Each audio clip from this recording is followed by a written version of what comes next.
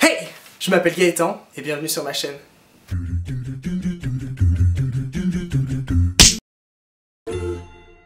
Avant de commencer, j'aimerais un peu parler de la chaîne et de ce que je vais y faire.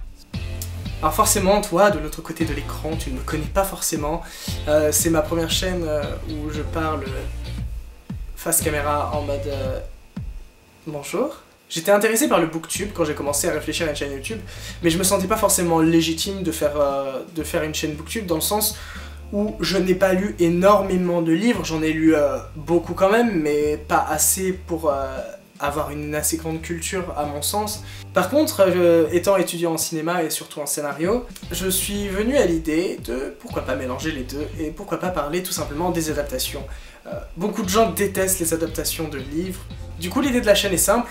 Je vais donner mon avis sur certaines adaptations cinématographiques et essayer d'analyser de manière constructive comment le scénario est passé du format livre au format écran. Et je tiens à dire que tout ce que je vais dire, c'est vraiment mon ressenti, c'est mon avis à moi, et que rien ne vous empêche, vous, de regarder le film, de l'apprécier. Et pareil pour le livre, prenez le temps d'apprécier les œuvres et de les regarder par vous-même, au lieu de juste vous fier à l'avis de quelqu'un que vous connaissez pas. Et c'est vrai qu'en matière d'adaptation cinématographique, il y a en général deux cas particuliers, plutôt deux types de cas. Les cas comme ça, et il y a les cas comme ça. Et je profite de ce jour merveilleux, puisque aujourd'hui est sorti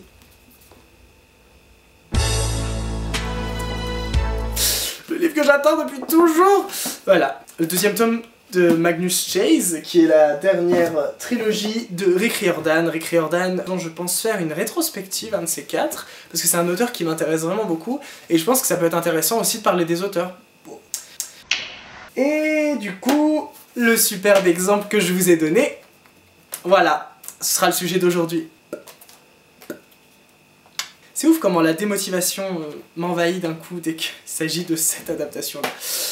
Pourquoi Percy Jackson est une adaptation pitoyable? Percy Jackson n'est pas une saga que l'on adapte au cinéma.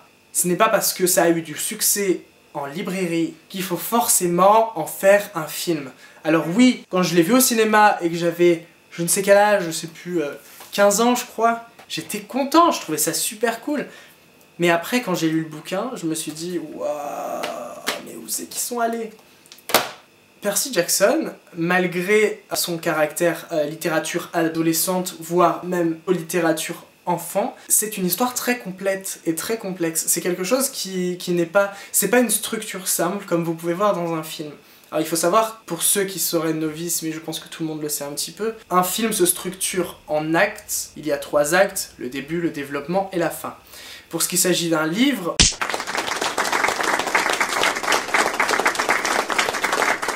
En général, déjà, c'est plus complexe au niveau de la structure, mais surtout, Percy Jackson ne fonctionne pas du tout avec une structure classique comme ça. L'histoire de Percy Jackson est assez simple. C'est un enfant de 12 ans dyslexique qui se retrouve attaqué par des créatures, il sait même pas ce que c'est. Et du coup, il est emmené dans un camp d'entraînement, pour des personnes appelées demi-dieux. Demi-dieux, je pense que c'est assez simple à comprendre quand on connaît un petit peu la mythologie grecque. Ce sont les descendants de dieux qui ont eu des relations avec des humains, donc un demi-dieu. Voilà.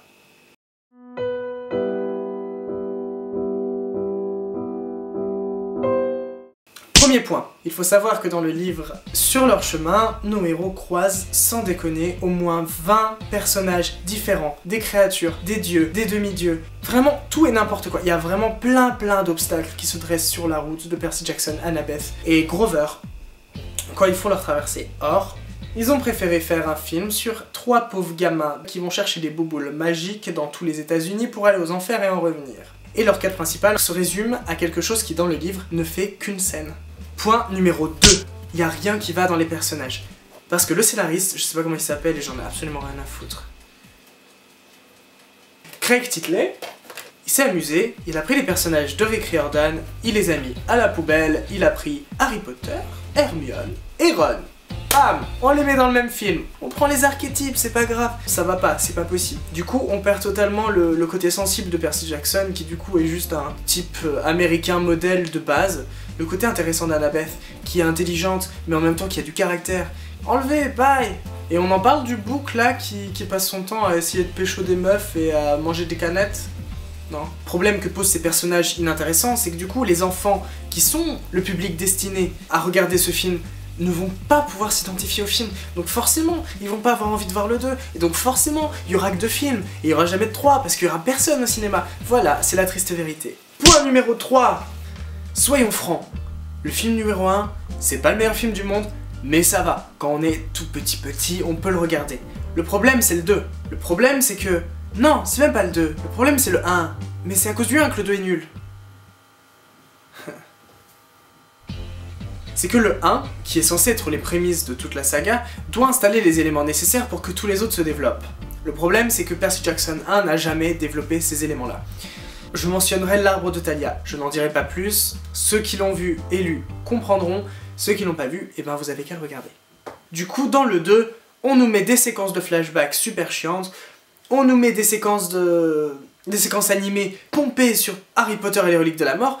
C'est pas possible, c'est pas possible. Quatrième et dernier point, la réalisation. Je suis plus scénariste, mais je peux reconnaître une mauvaise réalisation. Et pour moi, Percy Jackson 1 et Percy Jackson 2, c'est de la mauvaise réalisation. Le réalisateur n'a pas mis d'âme, n'a même pas cherché à utiliser le sujet et l'utiliser de manière cinématographique. Du coup, on se retrouve avec un film qui est totalement ce qu'on a déjà vu auparavant.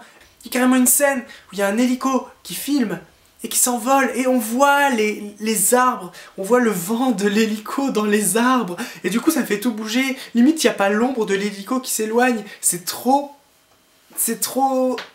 Et l'iPhone, enfin l'iPod, on en parle de l'iPod, placement de produit le plus flagrant de la Terre, vraiment. Voilà, c'est terminé pour ma vidéo, j'espère que ça vous aura plu, même si je ne suis pas encore très qualifié pour parler en face de la caméra, je fais au maximum. Si jamais vous avez des suggestions ou des commentaires à faire, mettez-le dans les commentaires, c'est logique.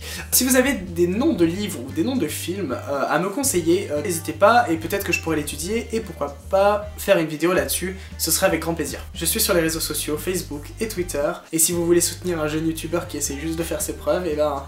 abonnez-vous et pourquoi pas activer les notifications sur mes prochaines vidéos. Bye!